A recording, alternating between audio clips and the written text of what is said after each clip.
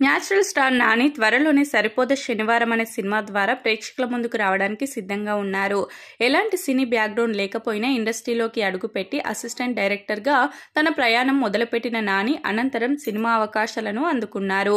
ఇలా వరుస సినిమాలలో నటిస్తూ హీరోగా మంచి సక్సెస్ అందుకున్న ఈయన ప్రస్తుతం నిర్మాతగా కూడా కొనసాగుతున్న సంగతి తెలిసిందే.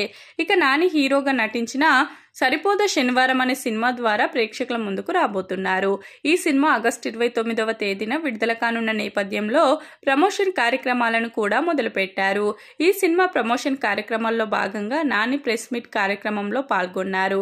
ఇందులో భాగంగా రిపోర్టర్స్ ఆసక్తికరమైన ప్రశ్నలు వేయగా నాని చెప్పిన సమాధానాలు ప్రస్తుతం వైరల్ అవుతున్నాయి. ఇప్పటి వరకు టాలీవుడ్ ఇండస్ట్రీలో చాలా మంది హీరోలు పోలీస్ ఆఫీసర్ పాత్రలో నటించి మంచి సక్సెస్ అందుకున్నారు. మరి మీరు పోలీస్ ఆఫీసర్ పాత్రలో ఎప్పుడు నటిస్తారనే ప్రశ్న ఈయనకు ఎదురైంది.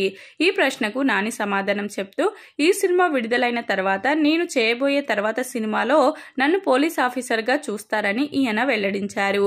ఇక ఇటీవల కాలంలో బయోపిక్ సినిమాలకు కూడా మంచి క్రేజ్ ఉంది.